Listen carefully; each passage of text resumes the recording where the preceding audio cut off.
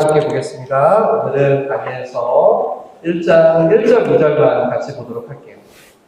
1절 2절 다 함께 한 목소리로 읽을 거고요. 큰 목소리로 읽도록 할게요. 자, 준비됐나요? 시작! 유다왕 여호야김이 다스린 지 3년이 되는 해에 바벨론 왕 느부갓네살이 예루살렘에 이르러 성을 에워쌌더니 주께서 하나님의 전 그 얼마를 그의 손에 넘기심에 그가 그것을 가지고 살만 자기 신들의 신전에 가져다가 그 신들의 보물 창고에 두었더라. 아멘. 특별히 우리 어린이들도 우리 학생들도 같이 참석했으니까 우리 루다랑 로하만 한번 크게 한번 더 읽어주시면 좋겠어요. 준비됐나요? 우리 시작.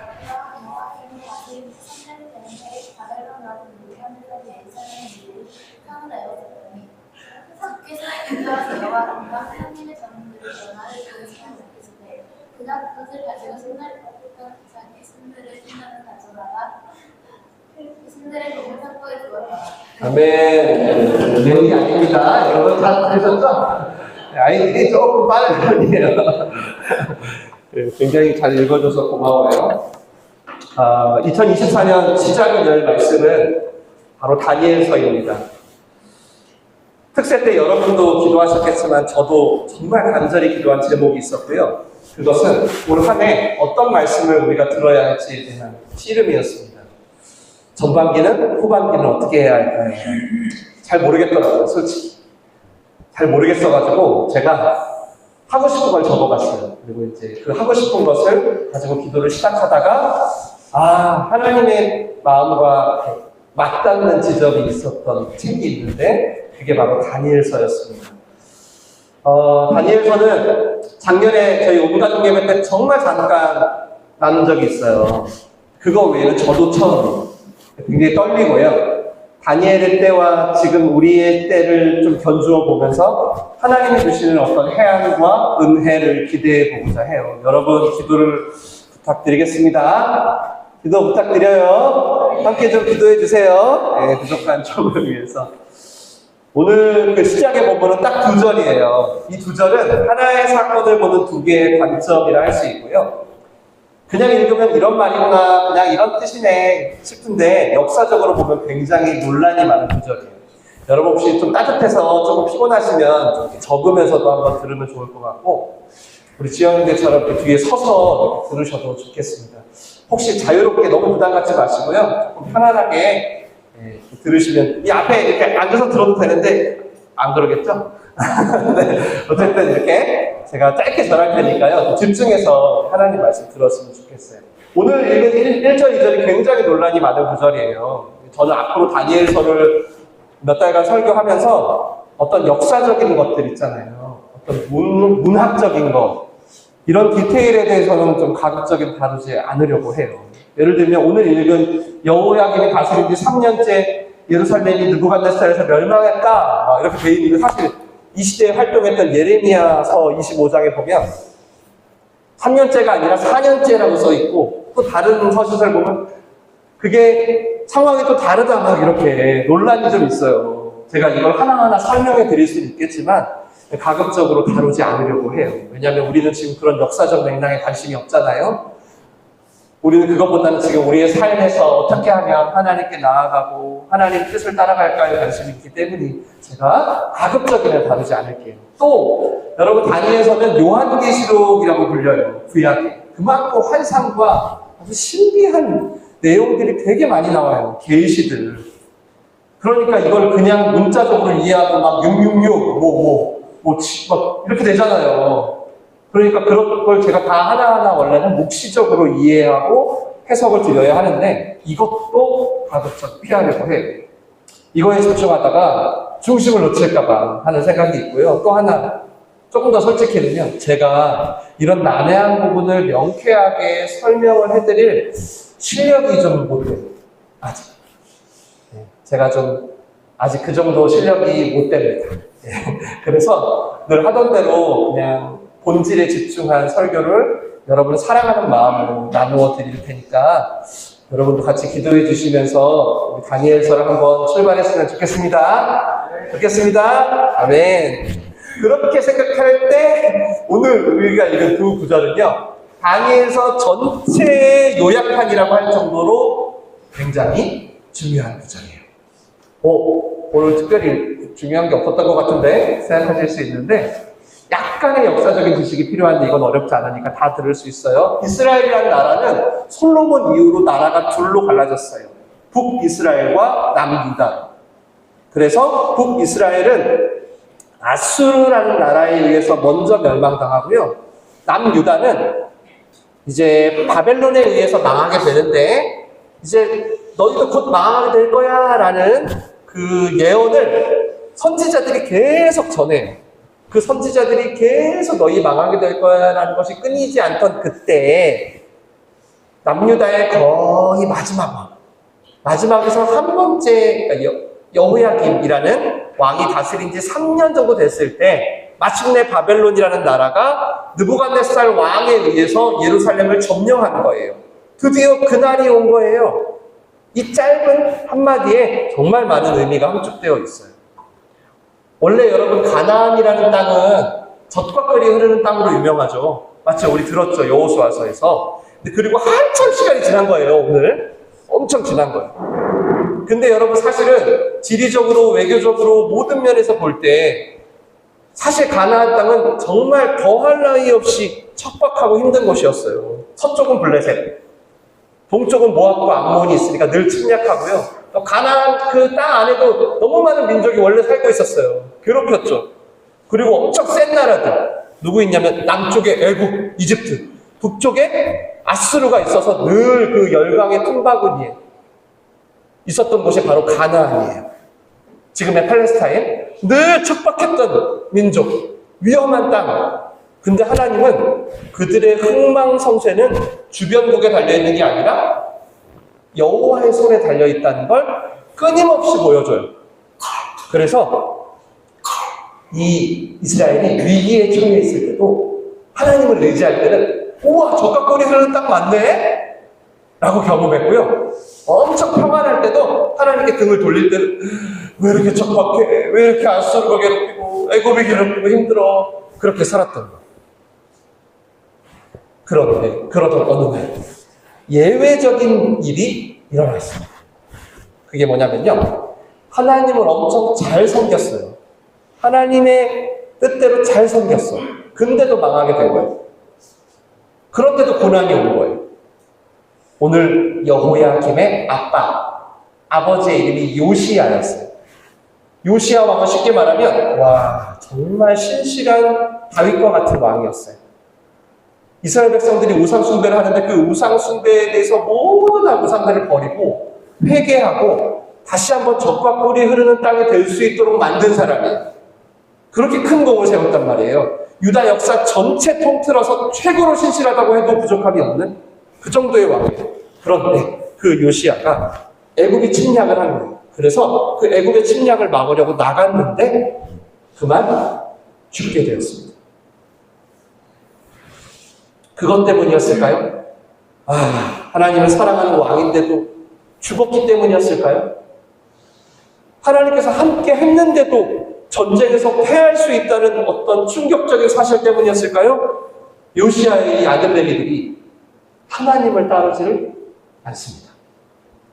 이 아들들이요, 자기 아버지가 섬긴 하나님을 경외하기를 하지 않아요. 애굽 왕은 일단 이 요시야를 죽입니다. 그리고 바로 예루살렘으로 쳐들어와요. 그래서 어떻게 하냐면, 요시야의 아들 중에 둘째 아들 여호아하스라는 왕을 23살의 왕위에 올려요. 근데 불과 3개월 만에 또 잘라버려요. 왜 그랬냐면, 야, 왕권은 애굽에게 있어. 얘네 까불지 마. 애굽의 말을 듣는 거야. 이걸 보여주려고. 그리고 나서 당시 25살이었던 첫째 왕이 바로 오늘 우리가 읽은 여호야김이 했어요. 여호야김을 왕위에 올린 거예요. 여호야김은 하나님에 대한 원망 때문인지 하나님 대신에 애굽 왕을 섬겨요.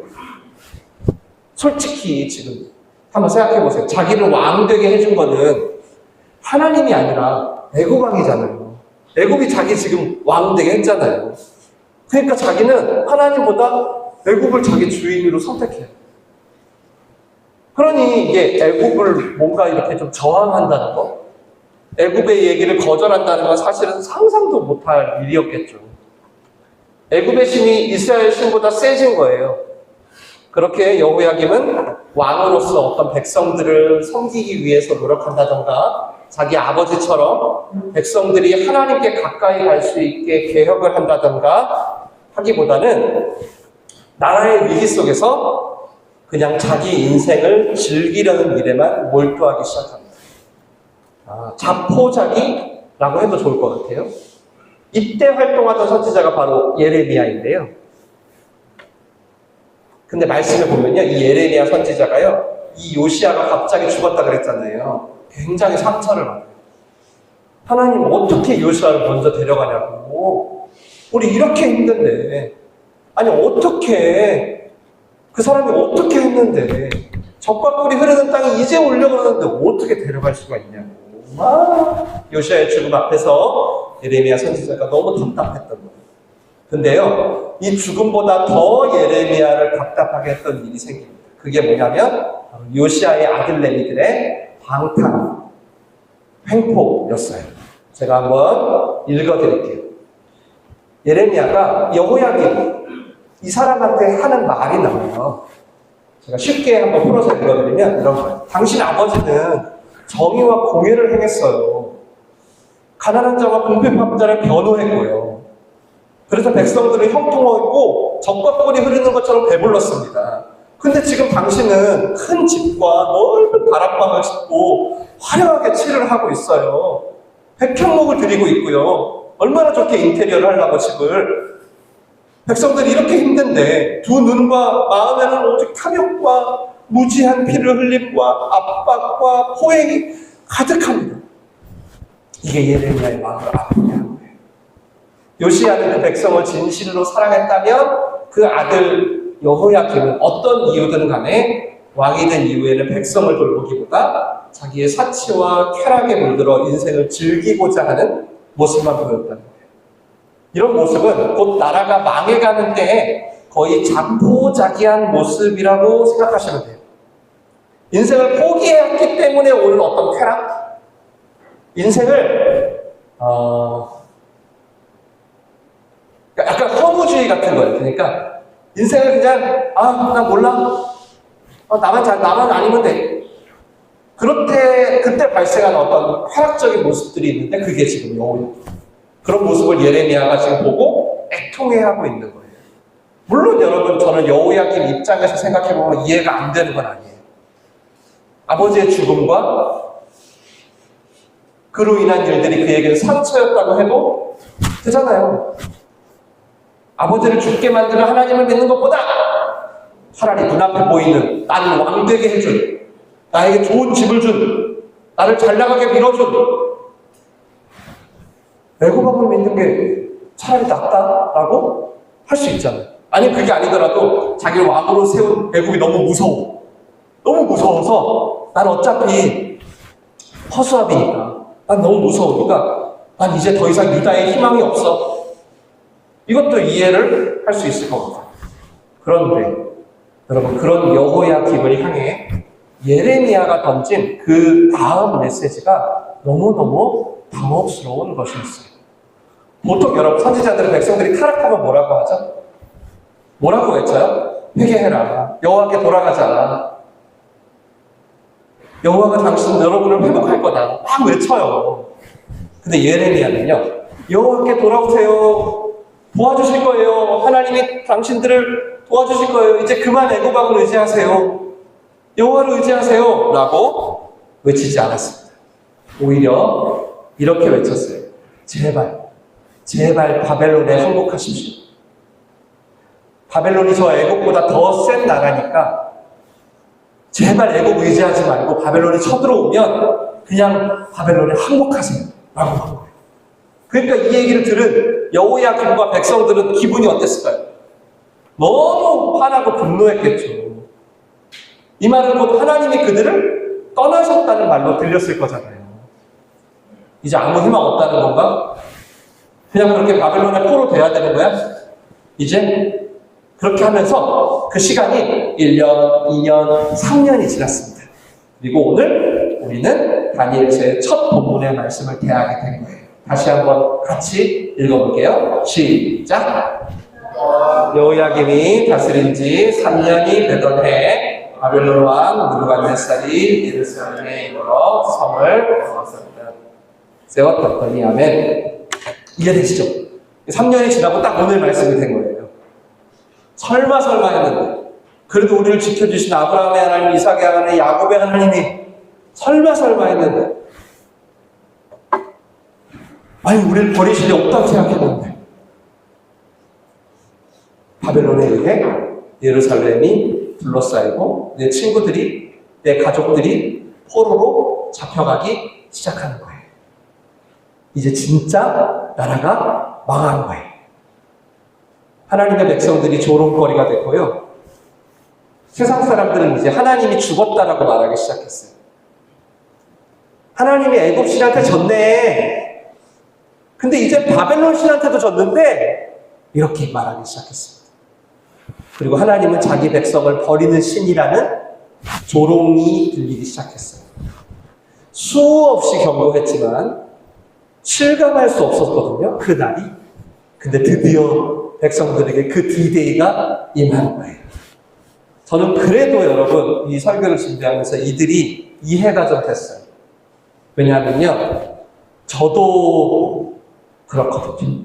저도 사실 백성들과 다르지 않아요. 아무리 경고하고 권고해도요. 그날이 급하게 오기 전까지는요. 경고로 받아들이지 않아. 그 어리석음이 저도 있거든요. 그렇게 하면 망한다고, 그렇게 살면 죽는다고 수많은 선지자를 보내고 또 보내는데 하나님 믿는 사람은 그렇게 사는 게 아니라고 그렇게 설교하고 또 설교하는데도 어떻게든 넘어가려는 아무도 모를 거예요. 나만 알면 돼. 이번만 지나면 될 거예요. 그렇게 귀를 닫고 즐기고 내 것만 챙기려고 했던 그 어리석음이 바로 저의 모습이고 어쩌면 여기 계신 분들의 모습이기 때문에 설마 했던 이 사건 앞에 당황해야 하는 이 백성들을 우리는 어느 정도 이해할 수 있다는 것입니다. 그뿐만 아니죠. 사실 여러분 죄로 인한 악함도 문제지만요. 그것보다 더 절실한 문제는요. 솔직히 얘기하면 우리의 약함이잖아요. 약함. 맞죠? 아는데 하나님만 섬기고 의지해야 하는 걸 아는데 하나님께 내 재정과 내 시간과 내 인생을 맡긴다는 게 불안한 거예요.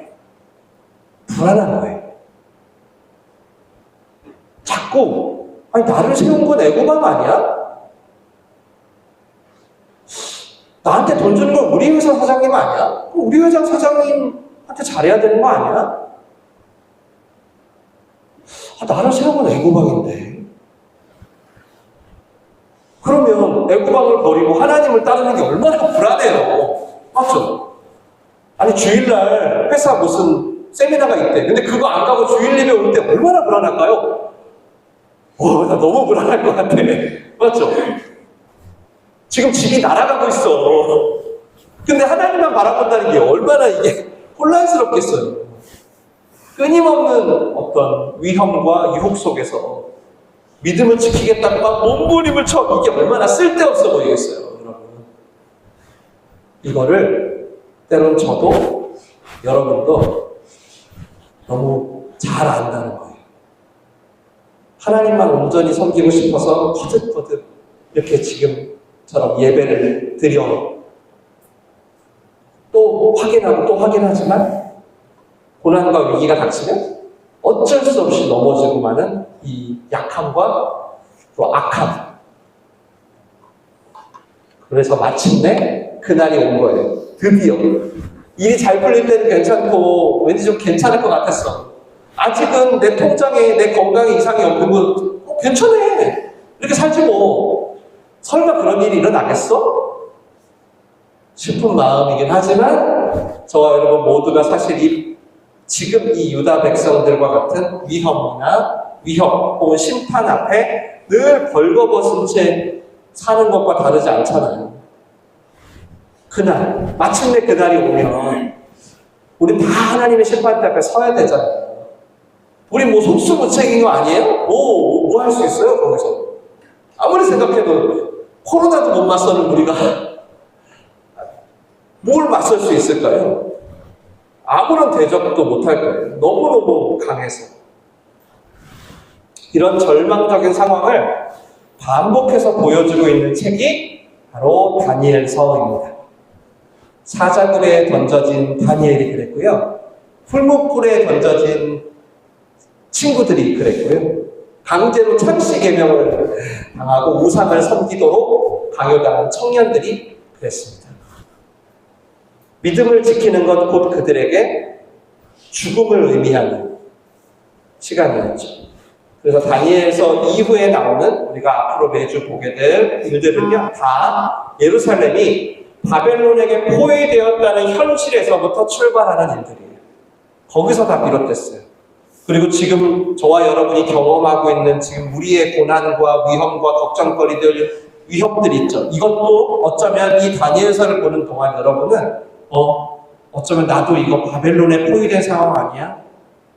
라고 받아들이셔야 돼요. 나도 이거 바벨론에 포위된 현실 아니야? 라고 받아들이셔야 돼요. 물론 우리에겐 그 고난을 감당할 힘이 없어요. 힘이 없어요.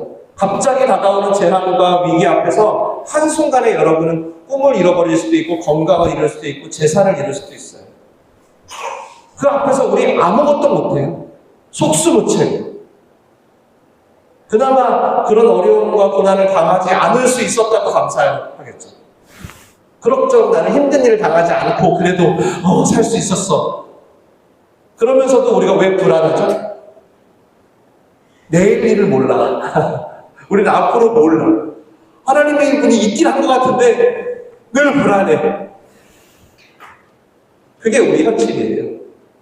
이게 우리 인생의 수많은 문제들이 지나가고 있는 것을 바라보는 하나의 관점이에요.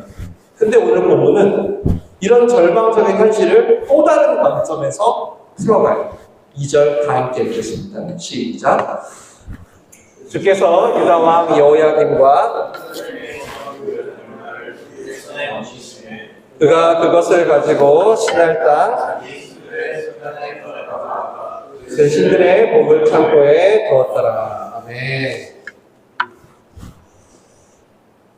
또 다른 역사관을 보여주는 두 번째 구절입니다. 1절은 어떤 일반 역사관이라면 2절은 하나님의 역사관이라고도 할 수 있어요. 하나님께서 이스라엘을 바벨론에게 넘기셨다. 바벨론이 쳐들어와가지고 포위하고 막 하나님을 이기고 내가 짱이야, 내가 역사의 주관자가 된 건 줄 알았는데 하나님이 그 백성을 바벨론에 넘기셔서 바벨론이 비록 예루살렘을 무너뜨리긴 했지만 그럼에도 역사의 주인은 하나님이셨다라는 구절이에요. 바벨론 왕이 주인이 아니라 하나님이 주인이었다. 하나님이 뺏긴 게 아니라 하나님이 허락했다. 이번 주 저는 설교를 준비하면서 이 주께서 넘기심에라는 이 구절에 정말 큰 위로를 받았습니다. 여러분이 처한 상황에서요, 왜 내가 이런 일을 당해야 되는지, 이런 질문이 있잖아요. 왜 나한테 이런 일이? 그때 여러분, 우리한테 그나마 위로가 될 수 있는 것은 뭐냐면요, 하나님이 모르시는데 일어난 일이 아니다라는 거예요. 하나님의 주권 가운데 일어나고 있는 것이다 라는 걸 우리가 알 수 있을 때 우리가 위로를 받아요. 이스라엘이 비록 완전히 망했어요. 절대 성전은 무너지지 않을 거라고 철석같이 믿었던 그들이. 그러나 망했는데 혼자가 아니었던 거죠. 하나님이 지신 게 아니었던 거예요. 바로 그랬던 겁니다.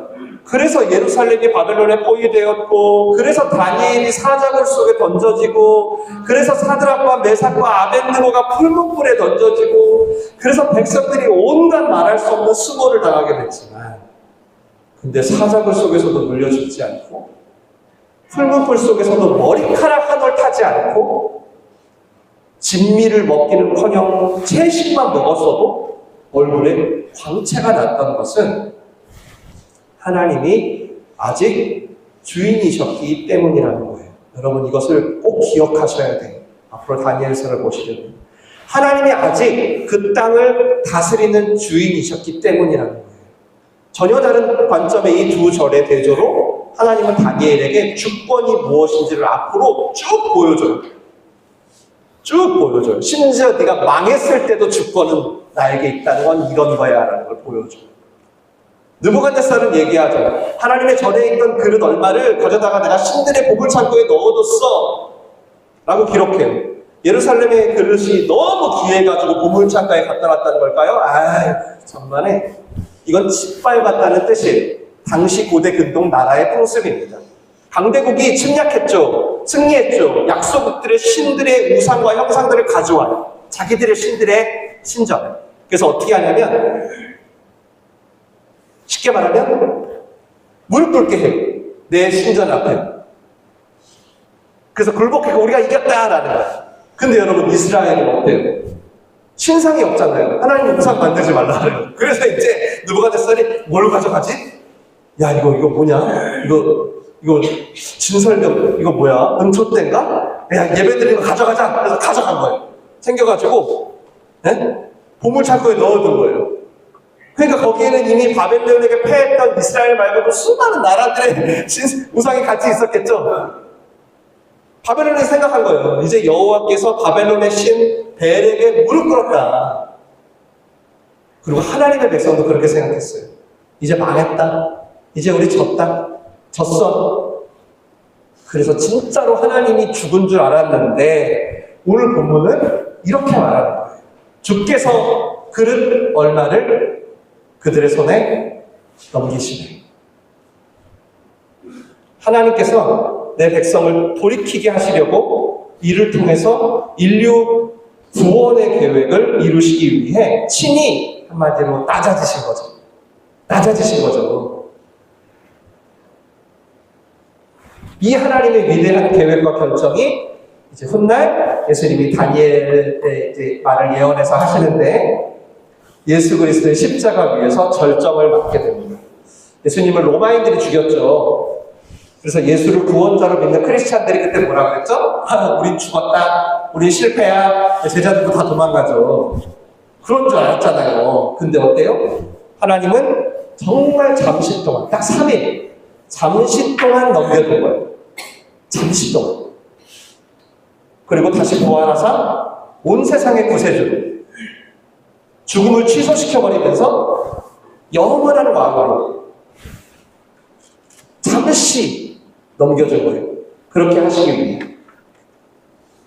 이 위대한 하나님의 낮아지심이, 이 낮아지신 사건이, 이 십자가의 사건이 만약에 오늘 이 시간 여러분의 삶을 주관하고 있다고 믿는다면 우리가 비록 고난이 있고 왜 내 그릇을 이렇게 넘겨줘? 의아할 때가 있으시겠지만 그럼에도 여러분은 그 가운데서 하나님의 섭리로 용기와 힘을 얻을 수 있습니다. 바로 이 사실 때문에 절망의 순간에도 말도 안 되는 모모함으로 하나님을 향해 뜻을 정하고 불 속에도 들어가고 믿음을 지킨 실제적인 모습들을 우리가 앞으로 다니엘서를 통해서 보게 될 거예요. 그 사람들이 의지력이 셀까요? 정말 말씀.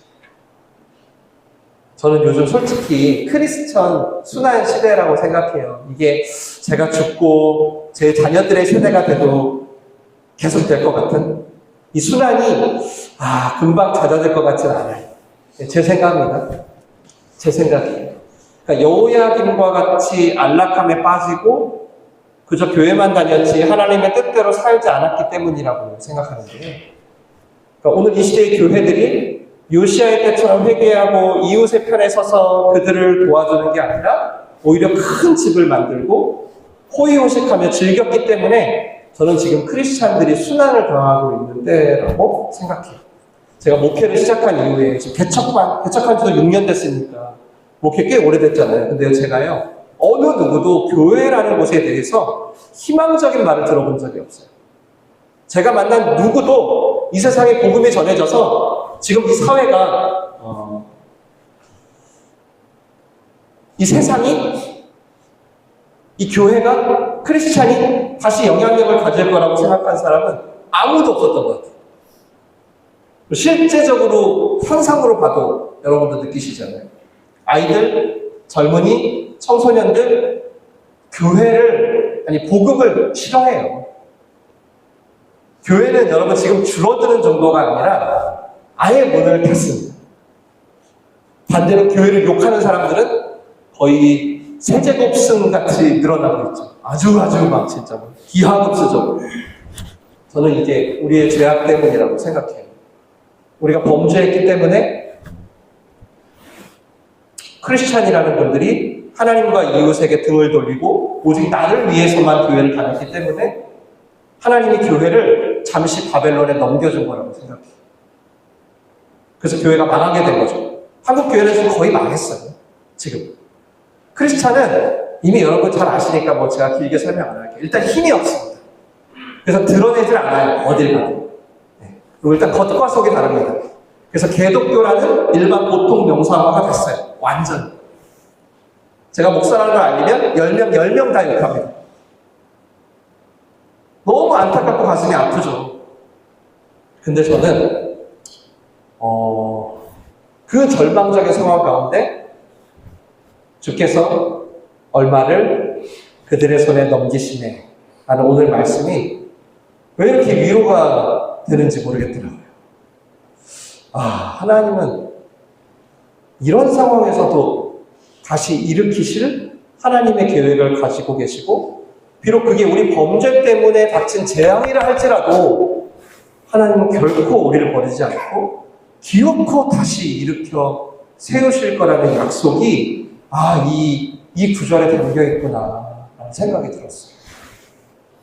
만약 그렇다면 여러분 지금은 하나님이 있는 거 맞아?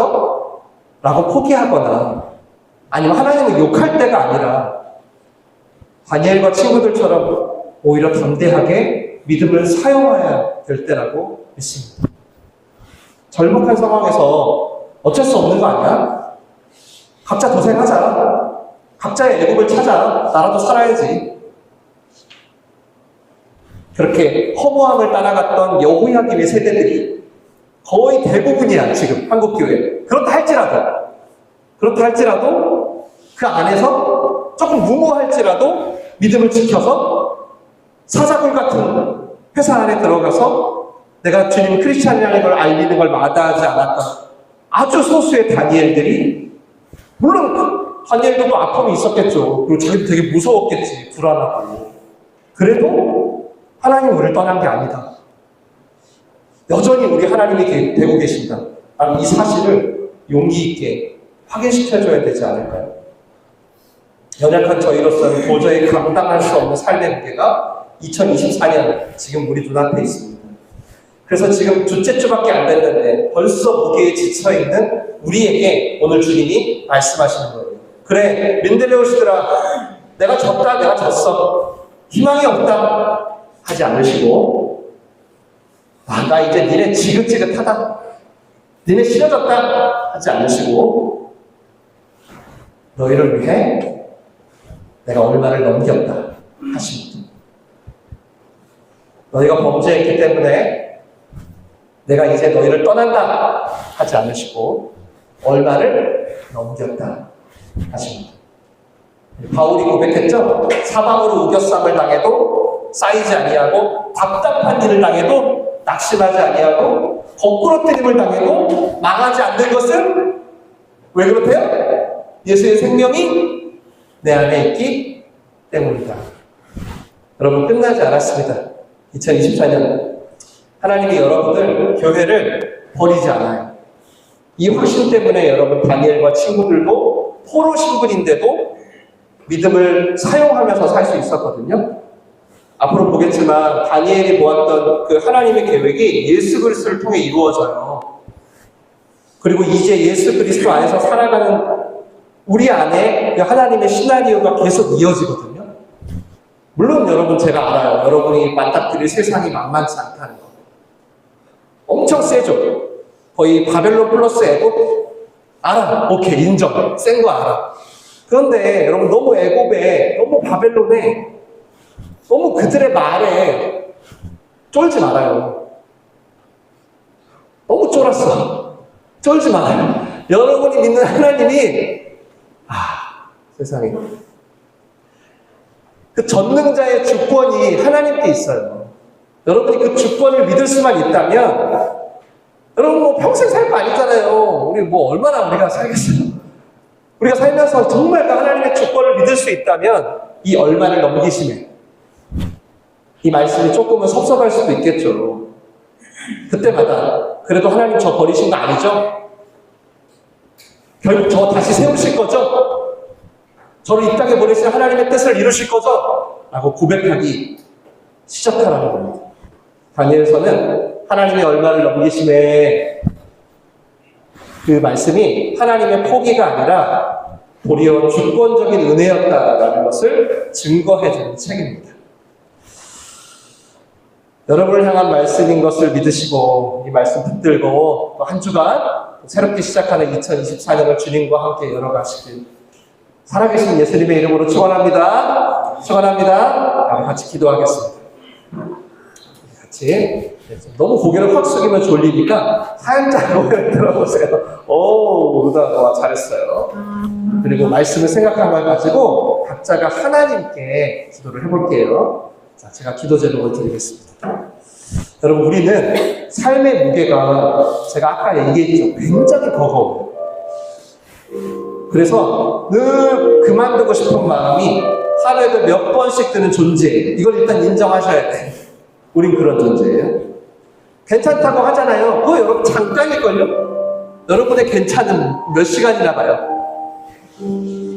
문득문득 다가오는 절망과 여러분의 계획이 실패할 때마다 어때요? 하나님이 왜 이러시나 원망이 될 수도 있겠는데 이번 다니엘서를 통해서 여러분 하나님이 하시는 일을 보기 원한다고 그게 지금 내 삶을 향한 하나님의 포기가 아니라 오히려 위로이며 하나님의 주권의 선포인 것을 다시금 깨닫고 살고 싶다고 얼마를 넘긴 상황이에 오케이 내 그릇 하나님이 넘겼어 나 그럼에도 하나님 앞으로 나아가고 싶다고 기도했으면 좋겠어요. 다 함께 기도하실까요? 기도하겠습니다. 사랑하신 하나님